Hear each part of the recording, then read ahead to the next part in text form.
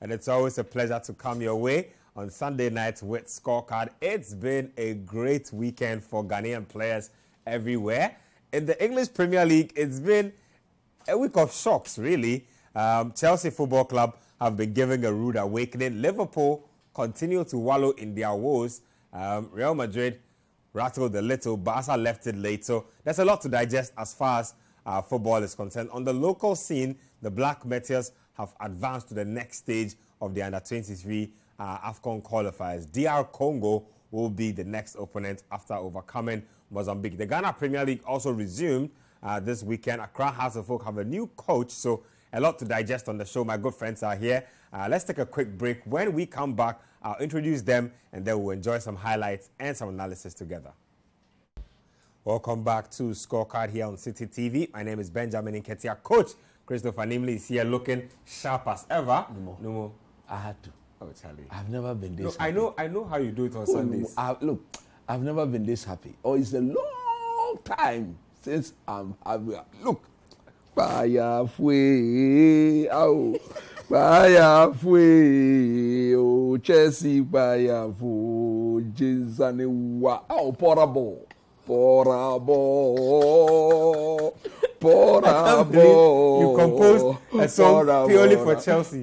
Chelsea fo, portable, Chelsea fo. No, there will be more of such those.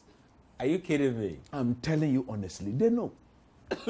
He ticked every box. Yeah. On Saturday, I'm told that 10 out of the 20 boxes went unticked. Oh, portable. They should play more portable. They should do more portable. I'm so happy. Portable.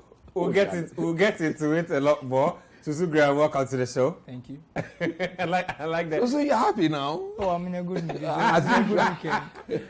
There's too much mischief on the set right now, but let's start off with the Ghana Premier League, because the Ghana Premier League resumed this weekend. The biggest catch point is that Accra Hearts of Oak have a new head coach not named Samuel Buedu. Slavko Matic, Serbian international, is the new man in the dugout. He started off his Accra Hearts of Oak career with a win. They won by 2-1. It was a comeback win as well, and it was their first of the season. Let's get highlights of that game, and then we'll come back and discuss what Matic has for the Phobians.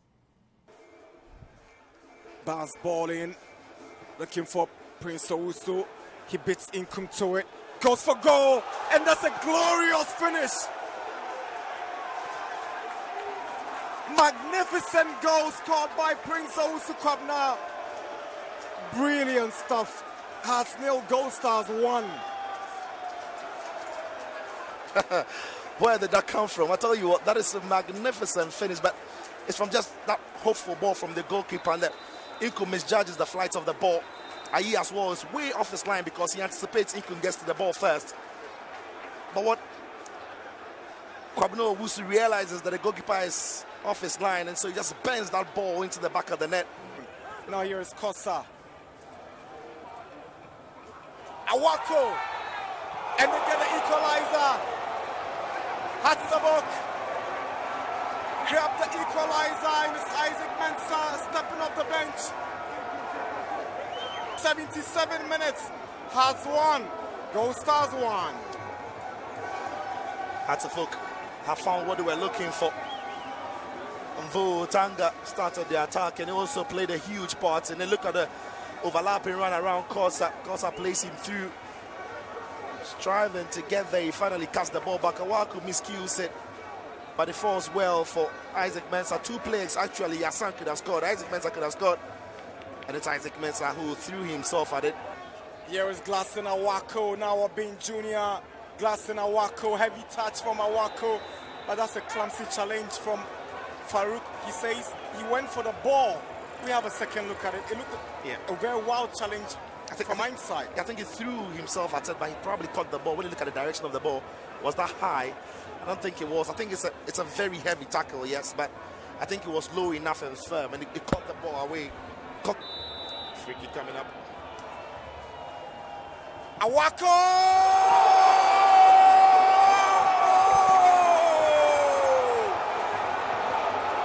This is special. An absolute beauty from Gladson Awako.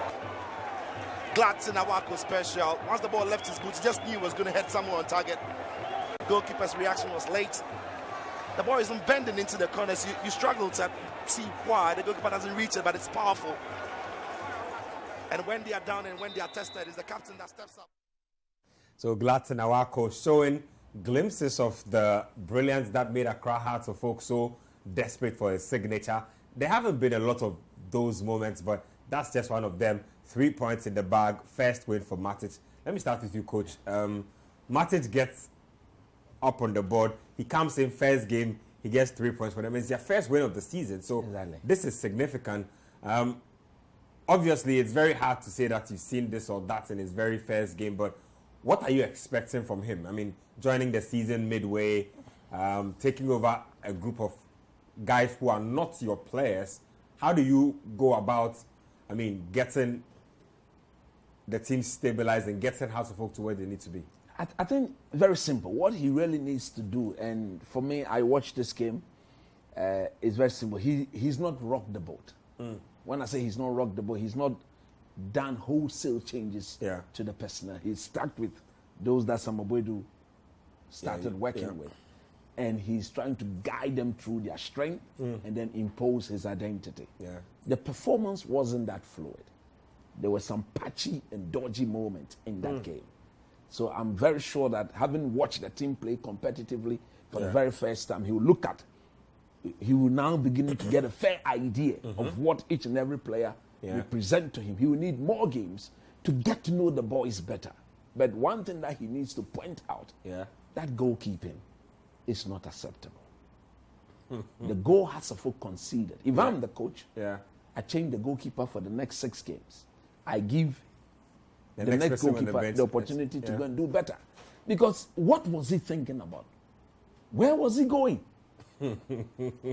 I've never seen this before. Very puzzling. Because it didn't look like there was any danger. The ball wasn't coming to you. The ball was moving away from goal, and then you left the goal, left your 6-yard box, and then somewhere in no man's land. If we could go back to that clip again, it would be very important because let's just get that clip again, just to go back to the positioning of the Accra Hearts of Oak goal. Ask yourself, come on, look, this is the zenith, the apex of our game.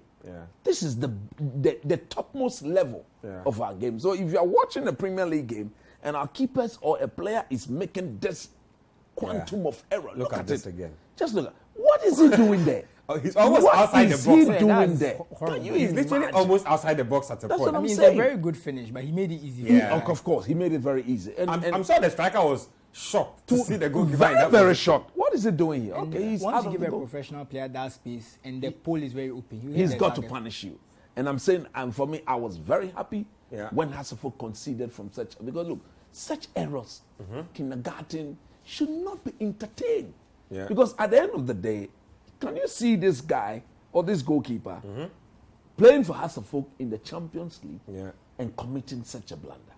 Look at the damage it would have caused. Or even against Kotoko. Even against Kotoko. The supporters would have never forgiven him. They would never. And like I'm saying, if I'm the boss, he sits out the next 6 games. And the House of Oak #1 slot is always there for the taking.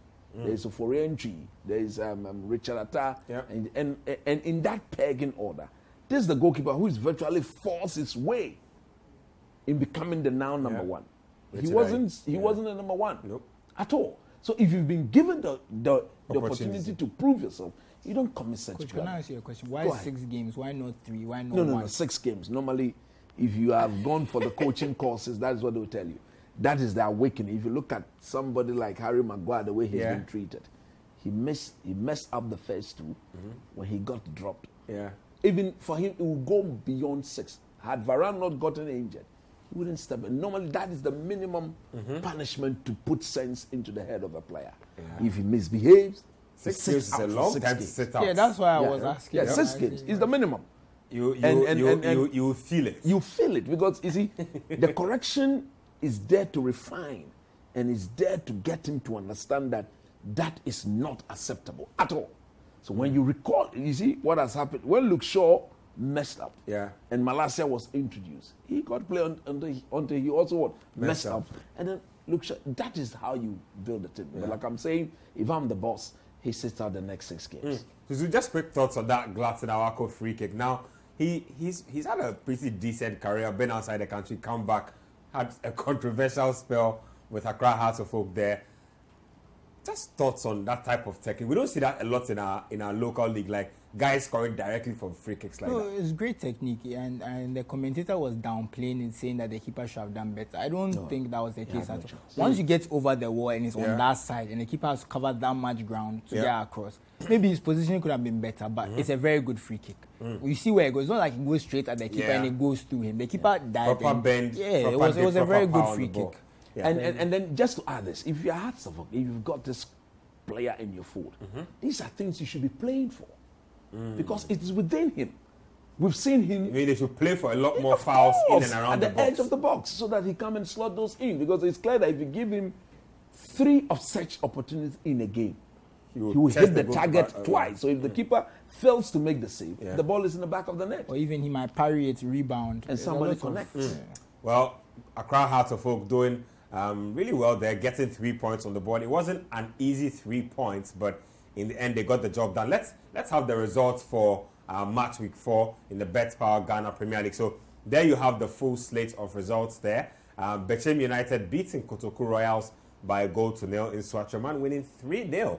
In Swatchaman are managed by Mohamed Gago, former Black Stars player. So they are doing well. He says that their objective is to survive this season. Dreams FC losing at home to Accra Lions. Surprise, surprise.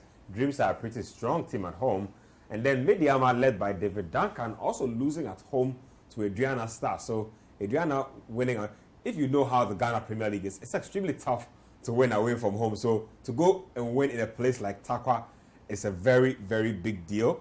Lagos City's Bechem, Brekum Chelsea 1-1. I didn't see that coming. I thought Lagos City's had enough to win this one. But those are the results so far. A few more games to be played. Samatex Olympics, RTU, Tamale City. It's also Faisal Asante Kotoko. So that's exactly how things broke down in the Ghana Premier League. Let's move it on and let's get to some national team football. The Black Meteors are in action, led by Ibrahim Tanko. They finished the first leg 2-0 away from home to Mozambique. They were at the Babayara Stadium attempting to complete the task. It was Simba and Barnier on target. So Ghana winning 4-1 in the end on aggregate. Let's check out the starting lineup that we use for this particular game, and then I'll have a few thoughts before we move it on. So we do have the starting lineup there. Yeah, so there you have it. Ibrahim Danlad was imposed for the Black Meteors. Efree Barnier, Abe Ashikwe was out there with Alex Opoku, Safo, Dominic Insobila. And so a pretty decent team. Sylvester Simba, he got the goal there. Abdul Razak Yusuf, Augustin Randolph. When you look at the bench, you have William Eso. You also have Emmanuel Leje, Suraj Seidu. So some very notable names in there. We've qualified. Next stop is DR Congo. Let me take your thoughts, Susu. Ibrahim Tanko and Gordon Atram are leading this team. We are attempting to qualify for the competition in Morocco. It's been a pretty interesting qualifying round so far. Tanko, a lot of people are skeptical about him because he failed to qualify Ghana for the Olympics. Just snap thoughts on this team.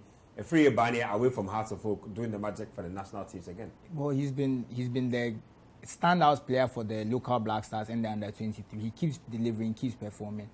We're expected to go to beat Mozambique. This was not any. It wasn't meant to be a test. They've sailed through. I think Congo will be more of a test. This is a more proud footballing nation, a country that we know produces better footballers. So it's be a bit more difficult. It remains to be seen how that will go. But we like the progress. But we always say when our league is not doing too well and our academies are not developing, it's a hard ask for our coaches to go and play in these underage tournaments and play in these local Black Stars type tournaments to get the results, because when the infrastructure behind them is not producing talent at the level it once was, it's very difficult. Because right now, when you think of our Black Stars teams, how many of them made their name in the Ghana Premier League before going abroad? Most of our top players have been developed in Europe for the most part. So when there's that lack of development behind them, it's very difficult to get results. So they are doing well. There's all chances they can beat Congo, but if they don't, we shouldn't be too harsh on them because the infrastructure behind them is not what it used to be. we can't have these elevated expectations, in my opinion. I have a dissenting view to that because, look, I believe in the two coaches. They are coaches personally I know very well, and I know what they are capable of doing. And in the case of Ibrahim Tanko, he was this close to taking Ghana to the Olympics. To the Olympics. In fact, we had 2 opportunities. All he needed was a kick. You remember? In that semi-final game, that would have taken Ghana. And then in that third place game, all we needed to do was to put that kick away and we would have qualified. So Ghana not qualifying, technical or tactically, you wouldn't blame him. Again, for the fact that we've made the CHAN tournament, I think it brings its own pressure on the two gentlemen, Tanko and Atram, to perform, because it's like the CHAN team is the same, like a chunk, the core of the CHAN team is with this team. So you don't have any excuse. And this is the best players we have on the local scene. I agree with Soso when he says that the base is weak because of the way our football is being run. Our football, we just don't know. We hope there wouldn't be any litigation issues again so that we progress from where we are, because we need our team to play. I pray FIFA allow us, or CAF gives us the license to play, because if we don't play during the World Cup, we may not have enough time to prepare our team for the CHAN tournament. In fact, the FA has already released an announcement saying that we are breaking the league during the World Cup period. There we go. There we go. So the league is actually going to be on a break during the World Cup period. And that, in my view, is going to be, because of the way we've managed our situations here in Ghana, that, in my view, is going to be very, very problematic for our CHAN team and, for this matter, this team as well. Well, Hearts of Oak fans especially, let me hear from you. What are your expectations for Matic?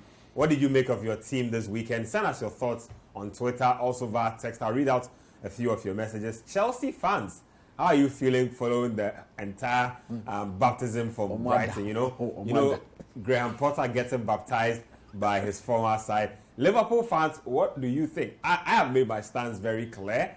Every week I continue to be vindicated. I've spotted a few more cracks in the Liverpool armor, but let me know what you think. Send us your thoughts. We'll take a quick break. When we come back, we'll delve more into analysis and we'll delve more into a few more highlights from Europe. So stay with us. We'll be right back here on Scorecard. Welcome back to Scorecard here on Citi TV. Let me read some messages before we even go ahead to the European highlights. This one here from Seth from Kumasi says, Coach has already made my night. Potter ball. Ayele, he say. This one here says, good evening, guys. Nanado in speech make a ball, but at the watch coach, take calm my nerves. Eric Kweku Ten Hag seems to be cooking something, but one goal and inshallah will not help him. Maruf from Kaduna with that one. Daniel Texan from Cape Coast says that seems the EPL title will go down to the wire because the citizens labor to win without Holland, and Arsenal have got some fire within them not to lose. Okay. Joe from Pokwa says, I've been waiting hours to hear the Chelsea song. I saw Coach at Medina this evening, and he told me he has a song for Chelsea. So that's the one there. Abdallah from Bimbila says that there's no better feeling in football than seeing my darling club United above Chelsea and Liverpool on the league table. So there's that as well. This one here says, good evening. Ben Ike from Gomois Afranse says, I don't understand why De Gea was excluded from the 55-man provisional squad for Spain. He did a fantastic job today. And then this one here says, God show us always. Overhead the new Robin Hood in town is called Liverpool, who took from the rich city and gave to the poor Forest and Leeds United. One, Mr. Potter has built a team his current team can't beat. Congrats to Arsenal and Hearts of Oak. And seems Partey scores only beautiful goals from Kofi Che inside Tantra Hill, Tantra Yellow House. Okay, so let's get into the highlights right about now. Let's get to Anfield, where Liverpool lost at home to Leeds United. Let's check out how it broke down. Somerville coming through big time for Leeds United. Jesse March was over the moon, and his job has been in question for a while. Liverpool now have lost back-to-back games to relegation-threatened teams. First to Nottingham Forest, now to Leeds United.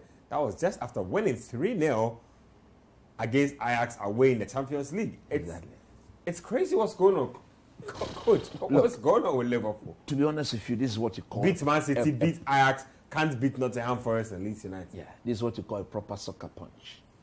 That second goal, the timing of it, the manner in which... No time to react. No time to react. We call that a proper soccer punch. Look, Jurgen Klopp has created his own mess. And at the end of the day, he will pay the price for it. I don't think he's finished paying the price because there are more on the way coming. This team needed a proper reboot. He decided not to. And now, having decided not to reboot the team, you should now look at the strength of the team in terms of what it is capable of doing at this moment and get them to play like that. Yesterday, all Leeds United wanted to do was to get Liverpool to play to their tempo. Let's go toe-to-toe. Fabinho is not on form. In fact, Thiago Alcantara, there's footage where Jurgen Klopp was giving Fabinho an ear chewing at halftime because he was basically getting run over in the middle of the park. And maybe you don't blame him because you see, this high octane sort of football has been played by these guys for so many years. Yeah. So you needed to what? Reboot them. You didn't do that. So can't you get somebody? I think he's got somebody in Thiago. There are times where tactical, I believe, you should have told Thiago, look, take the steam out of this. Let's the guys get some form of what? Breather. Yeah. But you cannot instruct them. Go, keep going, you don't do that. That's the only way Leeds United know how to play. That's the only way Leeds United know how to play. If you look at games that Leeds have been beaten, when the team matched their pace, then strategically, this team is taken. And then they will be uncertain, not knowing what the opponent will do, then bang. Because we all know that defensively, they will give chances away. Yeah. In every game, like we saw today, or yesterday against Liverpool. Leeds United, they are not the team that will keep a clean sheet. They will never do so. So there are times where you have to wait for your moment because they will commit. Because we all knew, in terms of proper finishes on the day, Liverpool were the better team. A team that have got Salah, that have got Bobby Firmino, that have got the so-called Darwin Núñez, a player I do believe is still struggling. He's not a 100 million euros player. Yeah. But he's a proper number 9. With time, I believe he's going to come good. So Jurgen Klopp will have to blame himself. And then the level of defending of Van Dijk. And then, was that Gomez? It was Gomez. How do you do that? Go and close him down. They give away for the first goal. No, for the second goal. Yeah. Look at it. Even the pull out by the Italian international. Alexander-Arnold. They allowed him to head the ball, was it 360, and then cut the ball into the box. They should and then you saw Bamford give a quick touch, like pa, and you don't let people pass. Exactly. If I'm the coach and I'm analyzing that goal, that cross should have been blocked because it was a 2v1 situation. Yep. So you should be blocking that all day. Instead of Jones going to close him down, they were shadow marking him, allowing him to use his foot, bring the ball into his left foot, and put in the cross. That is schoolboy defending. And at this level, when you do that, you get beat, you get punished, and you pay the price. And like I said, that was a proper soccer punch. No time to react. Liverpool really, they are a puzzle to me. But, I mean, talking about short-term fixes, if you could fix this short-term, where do you begin from? You might have to change the system, like Coach said. That this high pressing, like giddy football, it can't work. It seems it's not working. Yeah. So, like Coach said, maybe try and play something more possession based. But do you have the personnel for that? That's the question you have to ask yourself. Are the players you have capable of that?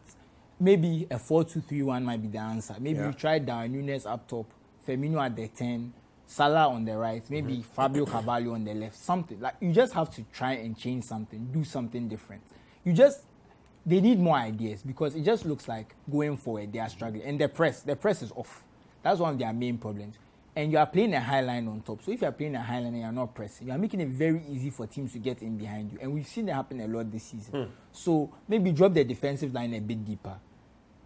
Play a bit slower, lower your tempo a bit, use your possession a bit more. But I feel like that would be very difficult because the way someone like Dan Nunes plays and you are trying to build your attack around him, if you pay 100 million for him, you can't say you're going to slow the tempo down and possess the ball because he's not a technical player like that. Yeah. If you are trying he thrives on momentum. Yeah, momentum, getting into space. So if you try and play that short passing, slow tempo football where he has to be a target man, hold up the ball, a lot of attacks will die at his feet. So now you're in a very interesting conundrum where you don't know because of the player you bought and his skill set. Because he has a very specific skill set. Because when there's a game and there's space and he can run in behind, he looks dangerous. We can talk about the Man City game. He made a lot of mistakes in his decision making. But there was a reason he was the one getting the ball and getting free to make the bad decision. So we know the best way for him to play. But if you have to switch that style, where does that leave him? And then there's also the other injuries to the other forward players. Yep. There's no Jota, there's no Diaz. Maybe if you had some of those other forward players, you have a bit more flexibility. You know what to do, but right now, it's that is why you can only live within your means, isn't it? Yeah. You don't cry over spilled milk. Those guys are injured. Look at the team. Frame the team in a way that will bring the best out of the play. And when I talked about they changing the tempo, I'm not saying they should move away from the high pressing. But what I'm saying is that, but within the look, Michael Essien used to do these things with cheeky ease. When the tempo is go, come, slow the game down. He just takes it. Everybody, come on. Give it, get Thiago, give it to Van Dijk, receive Thiago, let's go square a bit, let's come square a bit, let's go coming back, let's everybody drop back. And Klopp actually spoke about it. He says that their inability to control games this season has been a big part of them losing a lot of games. How do you control games? Liverpool literally has but you see, no that's control part of games. the problem in terms of personnel. Thiago being the only midfielder who can do that. I tell you, Thiago and in games where you don't have Carvalho, him, you're in trouble. The young man sitting on the bench. I think Carvalho, he strikes me as more of a forward. Yeah, I don't feel like you can drop into the midfield and do that. I feel like those are instructional. When you need very, very well instructional, but when you got technical players, Carvalho is one of the he's very technical. That I agree. That is where you can. These are the players you use to hold on to the ball. Hold on to the ball. Draw the pass. Receive. The reason I'm mentioning his position is that you know that sometimes if forwards drop into midfield, that kind of understanding of angles and space compared to someone like Thiago is a bit different. And especially because he's younger. He might not have that experience. If he's playing with Thiago, Fabinho, Salah, Robertson, and then you see the manner in which Robertson. That's what I'm saying. There's no nuance to it. He's just. What is that? But that's all he knows. They are programmed to go full throttle. And that's what I'm saying. If you have the only guys who can maybe slow down the tempo being Fabinho and Thiago, and you said Fabinho is off form, Thiago, you don't know how long he'll be fit for before he goes. And they tried to get Arthur Melo in, who could have done that. And what then the injuries. Arthur Melo's injured. He's injured. He's had to have surgery. So 4 months. He's not playing for the next 3-4 months. So it's like there's basically, if Thiago goes now, there's no way they can even control it. Naby Keita would have been there, but he's also another injury. Also, so that's what himself with the physio. You have to really wonder, how are Liverpool going to get over this? Because I feel like Liverpool's best bet is to ride out the storm to the World Cup. Hope that they can get some players in January to finish the season. I don't even think maybe even the rest for some of the players who are not going and might not play a lot. Right now, the fear factor is gone. Yep. When teams look at Van Dijk and come on, Trent like, we can get some goals out of these guys. Get at these guys. The moment teams start seeing you like that, they're in trouble. Every week and that's the exact opposite of Man City, where you can tell when a lot of teams play them. It's like they're one goal down before the first one. Because that first 20 minutes, you're not touching the ball. You know they're going to get a goal. They're just passing the ball. You're not touching the ball. For players, it's frustrating. Yes. It just gets you on your edge. And because Liverpool don't do that, they are putting pressure. You get the ball, you get opportunities, you get space.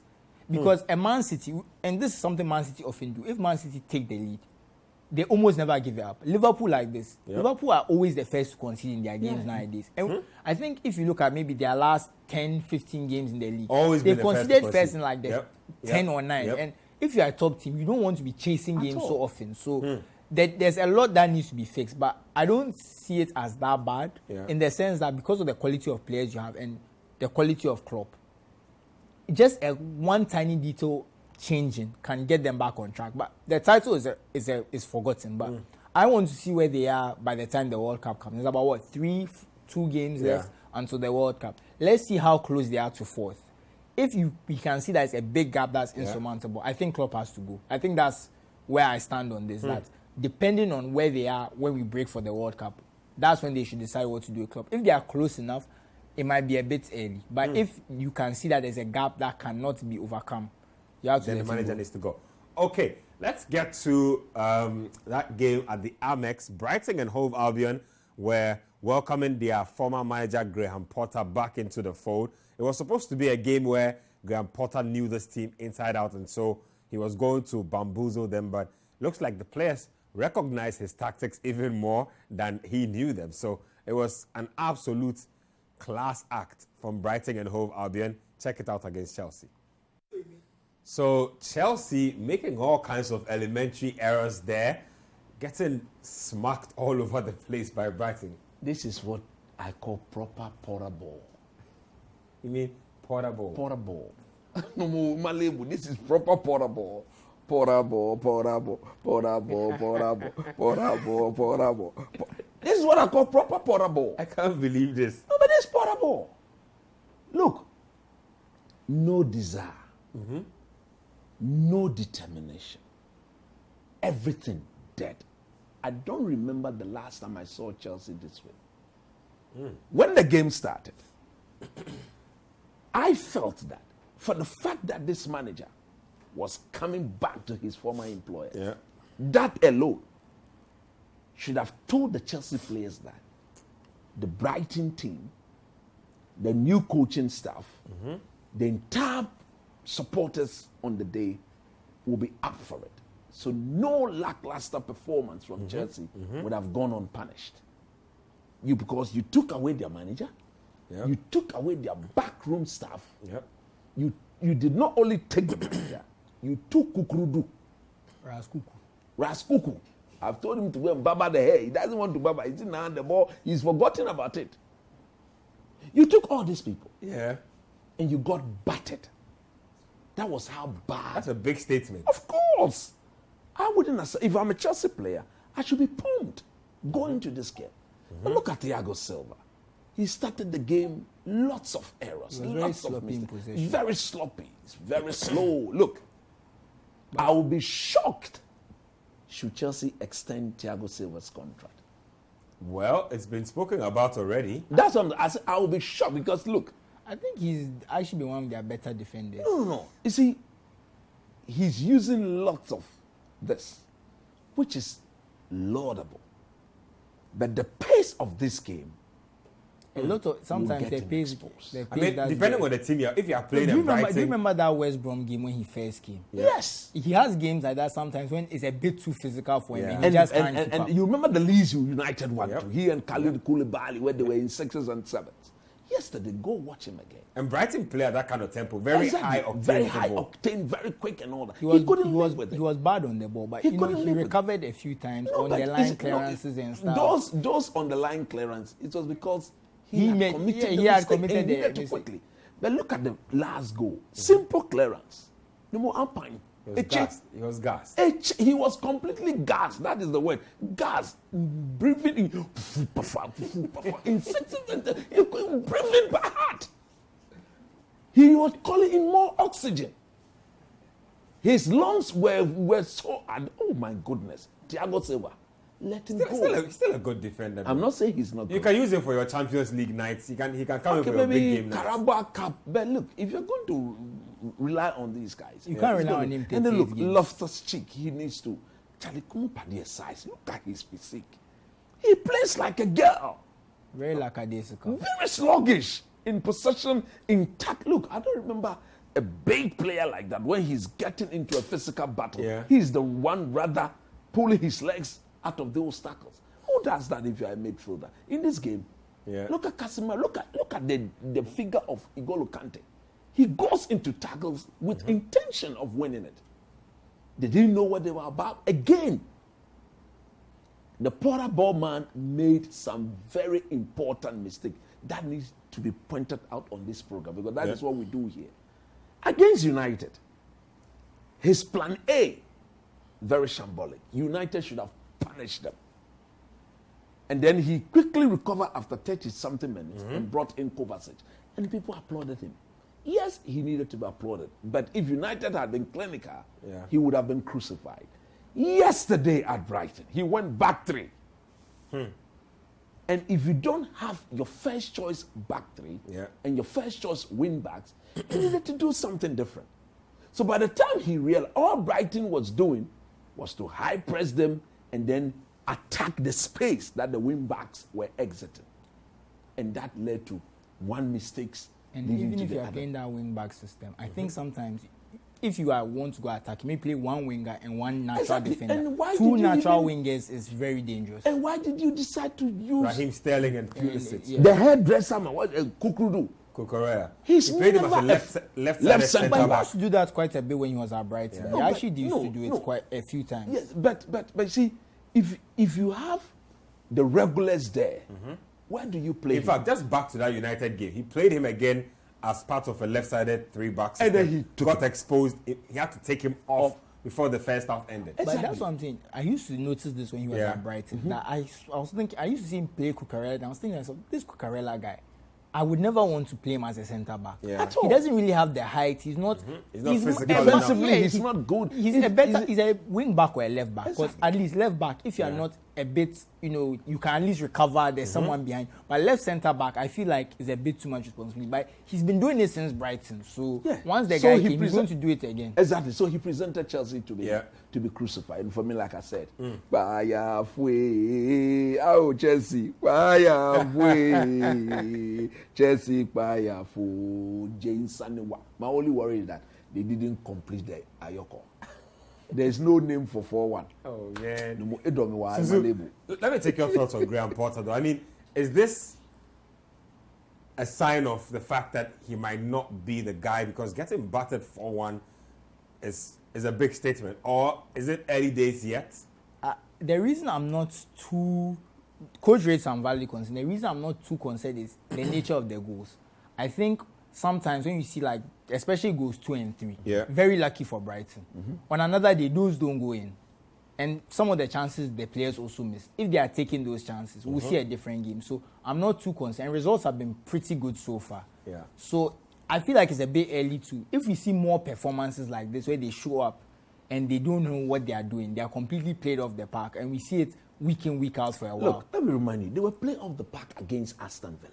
They were lucky to have won that game because if you look at the saves that Ariza Balaha, my man, did that day, he made countless. I lost count of the number of goals bound saves that he made. So they play off the park. And look, yes, they've been winning, but if you are true Chelsea, they've been limping through games.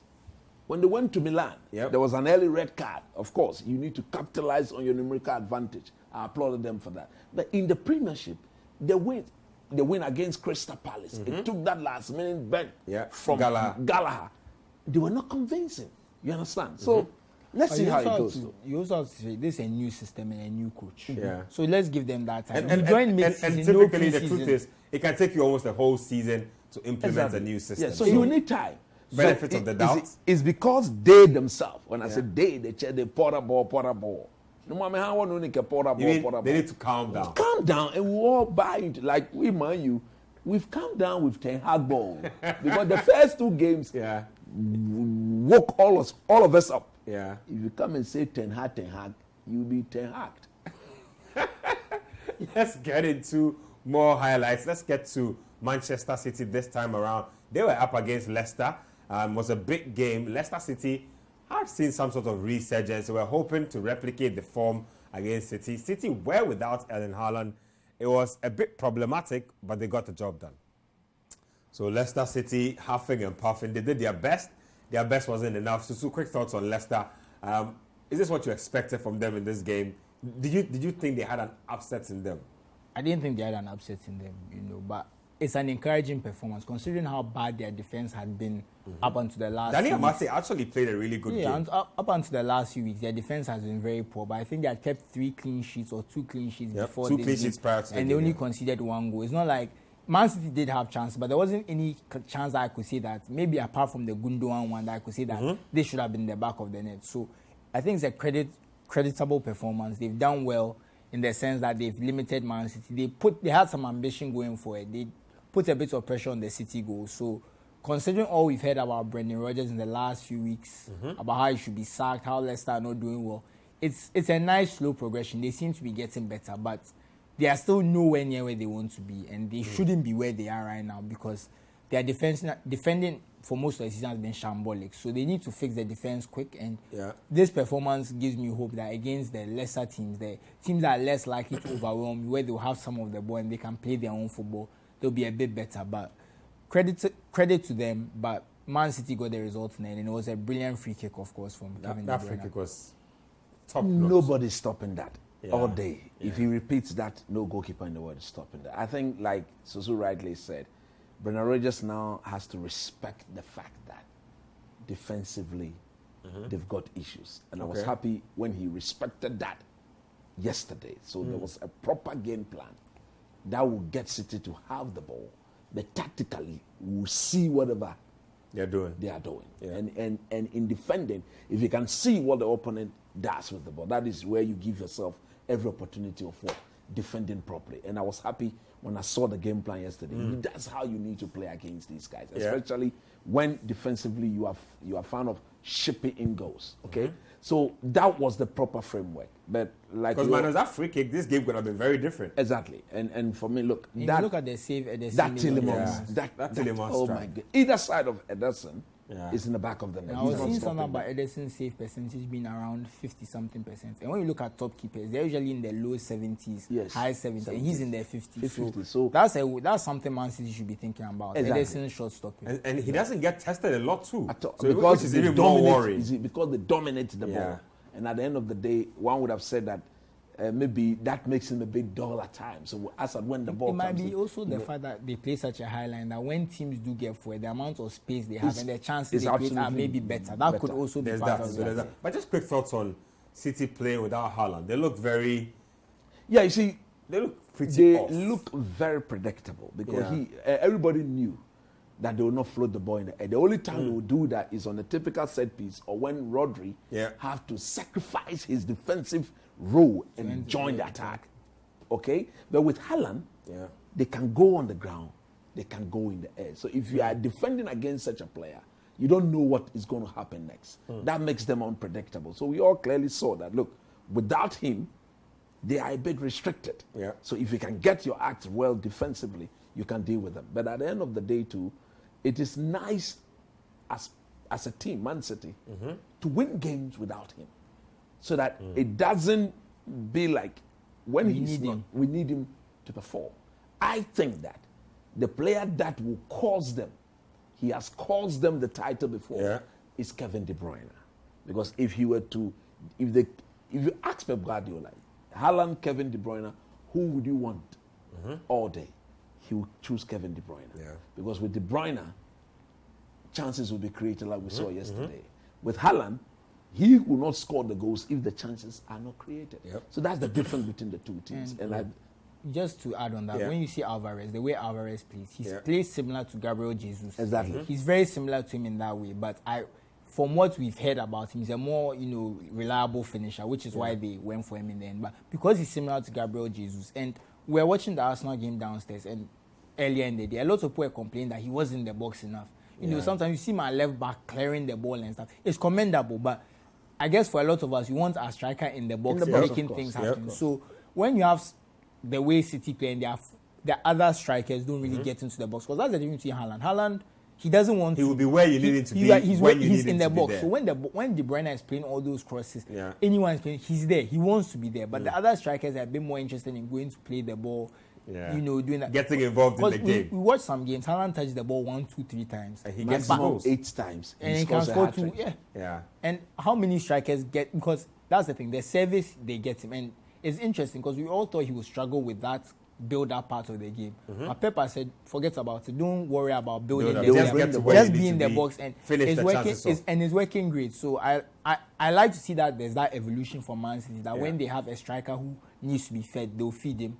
When they are playing with a false 9 or another forward who will drop deep, they'll do their more possession thing. Because last season, there was really no focal points like that. They won the league. And they won the league. They got the result. So but the interesting thing was that their XG they got exactly their goals and their XG was the same. There was no but right now, because of Haaland's influence, if you see their XG and their goals, they are outperforming their XG because there's a finisher. So it shows the value of having a striker like that.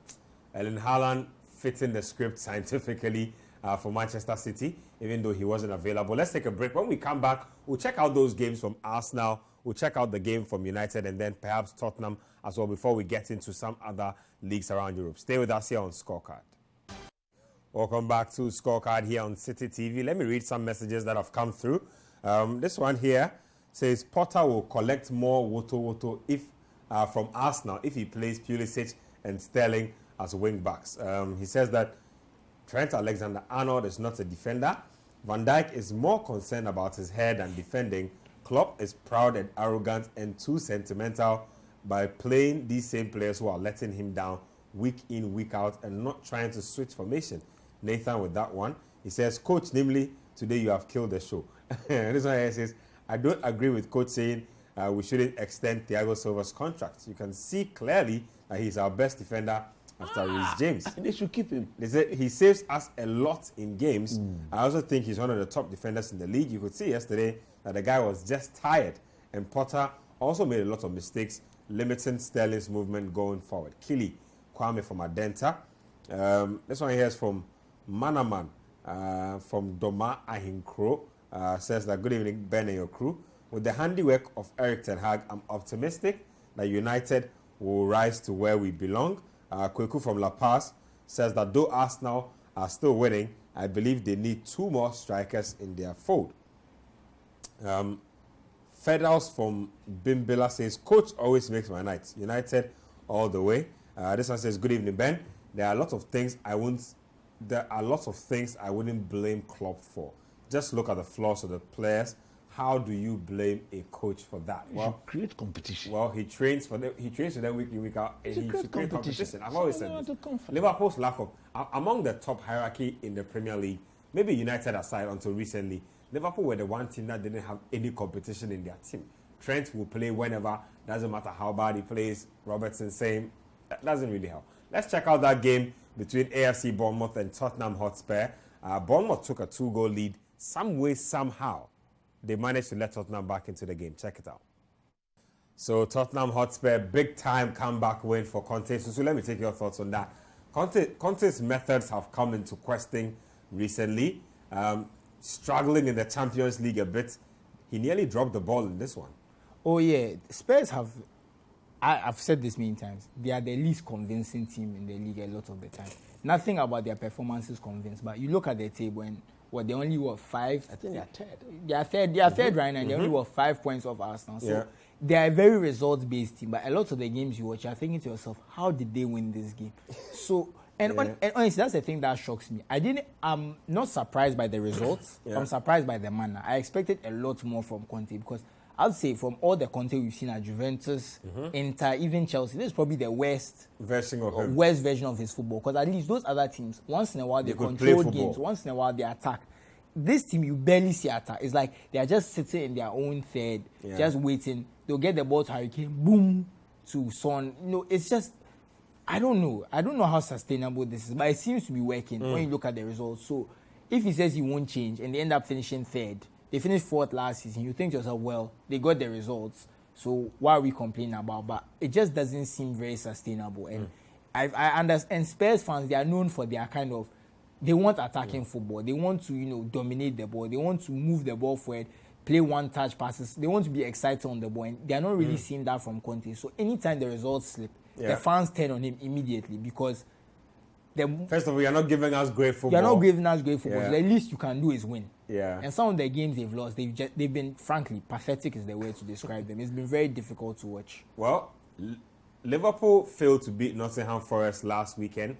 Arsenal were on a mission to show Liverpool how it's done. Thomas Partey was in the mix as well, doing what he does best, scoring Thomas Partey type goals. Let's check out Nottingham Forest versus Arsenal and how it broke down. So Arsenal losing Bukayo Saka to injury, but Thomas Partey basically trademarking these 20, 25-yard shots outside the box. Coach, in the right goal-scoring form at the right time. Yeah, that's what we need. For me, anytime I see him, going about his business this way. I'm so happy, and I just can't wait to see him in Qatar. This is how you handle such teams. So they totally let them know their place. I think the first goal came in less than 5 minutes. Yeah, It was very early. Very early. The moment you start up, quick, then they see their smoothness level. so that they can go to their plan B. Exactly. And the Yeah. moment they have to change to plan B, then you are going to punish them the more.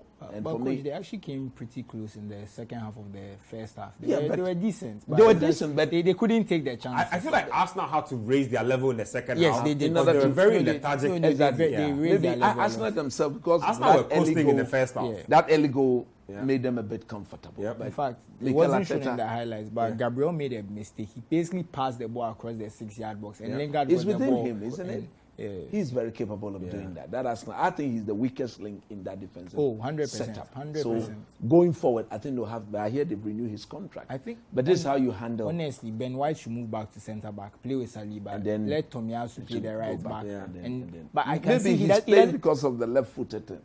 Because that's part coaches of it, normally yeah. favor that. Yeah, they want the balance in there. Good balance. No, in that's terms of shape. definitely part of it. But Yeah, that's what when I he's always an error waiting to happen. You know the thing about him is he has that. It's like he's a magnet for controversy. So there's either an error or a penalty, waiting like to be VAR, committed. something like Just that. something It waiting just to happen, makes me yeah. uncomfortable when I watch Arsenal play that he'll do something. And every game there's look at the Liverpool game. Very easy. Another day that's a penalty. You know. So he just, like coach said, he has that weakness, but maybe because of his left-footedness, Yeah, that's why he's playing. And I think also he doesn't like Tierney. I think Arteta is not a fan of Tierney. I think he prefers the Zinchenko type left back. Yeah, than because Tierney of the who bombs, moving into the middle exactly. and then adding to the midfield, which something that Dalot and Luke Shaw are now doing perfectly with Ten Hag. Let's get to that game. Talking about Ten Hag, Man United needed just one goal to be able to pick up 3 points against West Ham. Hard-fought win, but in the end, 3 points is all that matters. So Marcus Rashford with the header gets in the 3 points for United. Coach, what were your takeaways from that game? So another hard-fought United win, not creating as many clear-cut opportunities as you typically want, but your takeaways from that. I think this was more of a pragmatic win than being overly dominant technically. And I think the whole team saw the need to win this game. Okay. Once United had gotten the first goal, which was a brilliant assist by Eriksen. Look, we did the game on radio, and if you look at the time it took him to have a glance at Marcus Rashford, So quick, he just just did it. Eriksen And then- is such an look, intelligent player. technically, such passes would never come from Fred and McTominay. So for everybody watching this program, this is how United as a team has been transformed. Yeah. United will not score such goal even last speaking season. of Fred and Or- McTominay, No. look at Casemiro when he's dropping deep and spreading the ball. Look at the Some of vast the pass- equality. There was one pass he made, I think, in the first half. I don't know if you Yeah, remember. yeah, I It's saw like that He went to the about middle and then 70 just yards. straight to the right. And Dalo then was that so it. free. It was an And amazing then it pass. was it. So, and the defending was solid. For once, let me comment Harry Maguire. He was brought into the team to do a purpose, especially with those aerial duels.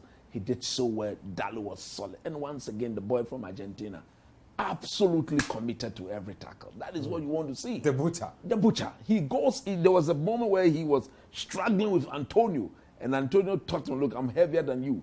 Bang. So when he also got Antonio, sensation straight into his bones, and that is what you want to see. That is proper defending. Yeah. And So I United won't kept even it touch close. on what you said Yeah. about Maguire. I always said this from last season, that if the team is more organized, the team is playing better, he will play better. I think you could see that the chaos of the team, the captaincy and the chaos was weighing on him, and it was making him a bit more nervous. I'm not saying that Maguire is the best defender in the world, not but at all. definitely in the right system where there's Yeah. less chaos, he's playing to his strengths. We'll see a better defender, and we saw it today. And I've always said this, that look, it's very easy to jump on the Maguire is a bad player type of thing, because Maguire was not a bad player when we were looking at him at Leicester coming He wasn't to a bad United. player He in was the a guy first who 2 seasons was at comfortable United. carrying the ball out of defense and whatnot. But like you just said, playing for United is a whole And different even his level of first, pressure. his first 2 The seasons at scrutiny- United, Yep. they were okay. He was So solid. okay, but you see, in those first 2 games, Brighton and He did it. come on, man. He, When does- Varane- he doesn't do well at the all fact is- when the pressure is on. he's a team player. Yeah. When Varane comes, Oh yeah, Let's get but to we have the... to give Ten Hag credit. Yeah. I'm talking about Ten Hag, as in we can see the organization. Yeah. From the last few, from Ole Yeah. to Ralph Rangnick to Ten Hag, Vast we can difference. see Vast that there's a way they are trying to play. Yeah. We can see a plan. Methodology so too. even though the first few games didn't go well, like, hey, is this with Ten Hag? But we can see that there's a process in place. There's so progress too. Good work from the Man United board for hiring him. Let's get to the Spanish La Liga. Barcelona were up against Valencia. It was a big game. Barca needed Lewandowski to come up big time late in the game to secure all 3 points. It's not been rosy at Barca at all. Let's check this one out. So Lewandowski leaving it late off the Rafinha. Since Rafinha has been poor for Barcelona, but coming through with an assist when needed. Just quick thoughts on that one. Well, after the whole Champions League, the midweek disappointment, they need a strong performance. And Valencia are traditionally a very good team in La Liga, currently managed by our very own Gennaro Gattuso, a hard man. So he's tried to set them up strong defensively, and they made it difficult for Barca, but they just couldn't hold on. Lewandowski's quality and Rafinha's ball in there, it was just too much for them. But a solid performance of Valencia, they'll take heart. And Barca really needed this win, and Real Madrid went on to drop points. So only 1 point in the title race now. I miss Valencia being a top team, man. Like those days, man. David Silva. Even before that, Mr. When Benitez was coach, The Mr. era was even early. Vicente. So there was a period where they had Vicente good. They had Ruben David Albelda, Ruben Barra. They had this Ayala. their captain Roberto Ayala good. Yeah. Even Pablo Aimar at a point. Yes. There was a time where Valencia was actually a really good team. I mean, I don't know what happened to them. One Mata at a point, David Silva, poor David Villa. They used to have a really good team poor management. back in the day. Man, they should get back. They should get their act together. Let's get to the Italian Serie A. Juventus obviously on live support still. They are expecting a few of their big players back. They were up against Lecce this weekend. They won that game by a lone goal. So we'll do that Juventus game. And then we'll touch on the Inter Milan game as well. They also won big at home. So back-to-back highlights, and then we'll come back in studio. So Juventus getting the win. Their coach, it looks like Allegri is now relying more on the up-and-coming youngsters in the team. Yeah, please. Look, if there's any coach in the Serie A who just cannot wait for the break, it's Max Allegri. He would have preferred next week not coming on. Yeah. Because at the end of the day, that the team is truly been destroyed by injury. So players that I'm very certain doing his plan for the season, he never thought of that he will have to call on these guys to come and bail him out. But that's the way it is, so he has to live with it. On the part of Inter Milan, I think they are back on track. The confidence, the belief in that Champions League performance has been translated into the league proper. And everything they are doing now looks to be, there's an end product to that. And for me, that is what I expected them to be. I said that preferably player for player, they are the better team in the league, and I expect them to go and win the league. But just before, maybe I may not talk, but before I do this, look, there's so many people watching this program. I want to say a big shout out to Emmanuel Mensah and his wife, Jennifer Mensah. Those two people I said I met on my way home on Friday. Lovely people. I've never seen people see me. Lovely people. I've never met people, a man and his wife, see me and the woman, the lady, completely overjoyed. God bless you, long lady. God bless you. God bless you. So quick thoughts on the Serie A. You are a Serie A man through and through. Just quick thoughts on what Juventus are going through at the moment, and then Inter Milan as well. Well, they've said they won't sack Allegri. No, Andrea I think Agnelli you think that's a wise shouldn't sack decision? him. No, Andrea I think Agnelli says that he doesn't sack managers during the season. He doesn't do it. It's not something he has done, and it's not something he wants to do. So if there was a sacking, it will happen at the end of the campaign. Yes, it happened. He sacked Pirlo at the end of the season. Yeah, he did. You wait, every manager, they wait for you to finish the season. And even that's when you want to play your last game, they tell you thank you very much on your way. So he said he won't sack him until the. Is it because they don't like paying compensation? You pay the compensation regardless, but it's just I think they're looking for a new manager, the process and stuff. They don't want to go through it in the middle. It's very of the season. destabilizing. But to see Allegri using kids, I have to say, it means he's been laid very low because he's not a guy who enjoys playing young players at all. He likes experience. He likes experienced players a lot. And coach is right, the injuries have worried them because there was no creativity in their midfield. So they went to get Paul Pogba and Di Maria to add some creativity to their team. They got Kostic as well. Kostic is a very funk. He gets wide and crosses. Yeah. He's a very one-dimensional player. Because it's from Germany. They Yes, brought from him Frankfurt. He's a very one-dimensional player in that way. He's a very talented player, but he's very kind of cross the ball, shoot the ball, play free kicks, play corners. So if you buy Di Maria and Pogba to add ingenuity and creativity to your team, and what happens to Pogba? He's out, his meniscus tears, you lose him. Di Maria plays one game, gets injured. The next game he comes, he gets a red card. So he misses 3 games. He comes back, he gets injured again. Exactly. What can you do in that situation? Because you buy Di Maria to add something to make your team more unpredictable, and he's never hurt. So you've bought an expensive striker in Vlahovic. You're expecting to feed him with these guys. Chiesa, remember, also tore his ACL last season. man. He's now going to come back as well. He's the player. So they're also waiting for Chiesa to come back. So there's a lot of the players who are going to make things happen are not there. Yeah. So it's very difficult for them to have that, because if you look at them, McKennie and Rabiot, they are not very creative guys. They run hard. Locatelli, they run Raw hard. players. They work very hard. But if you, won't create they are not chances going for to you. create chances in that way. So it's very difficult for Juventus. But when those players come back, we'll see the real Juventus, and they'll all be back after the World Cup, especially Pogba and Di Maria. Yeah. So Chiesa as well. They say he might play in the last week before the World Cup. He might not, but the point is he's training now. So we'll see a different Juventus after the World Cup. And they like Allegri. He's won them 3 league titles. Yeah, He's he's got to a taken Champions them League to final with them. So he's someone they trust a lot. Yeah. I So think they'll- twice. He took them to the 2 Champions, Champions League finals, Yeah, actually. exactly. So They look, lost against Real Madrid. Good pedigree. Exactly. Just snap thoughts on Inter before we round up the show. Coach said they're the best team man for man in Serie A. I expected them to win last season. It didn't go out. It didn't work out. Thank God. They are still favorites this season, and I hope they don't win, obviously. But they are still the best team player for player. Yeah. When they are in the right form, they are the hardest team to beat. Did in the Milan country. win this weekend? Oh no, they played tonight and they lost 2-1. Let me read a few messages to just bring this show to an end. Okay, I think I just read a couple of these ones already, so that's just about it. So that's it. Thank you very much, Coach. Thank you very much, Susu Graham. Hopefully, Ghanaian players can keep scoring out there in Europe. Joseph Pinto was on target. Inaki Williams was on target as well. So we wish our Ghanaian brothers well, good vein of form, stay injury-free, and hopefully you can make an impact at the World Cup. Same time next week, Scorecard will be back on your screens.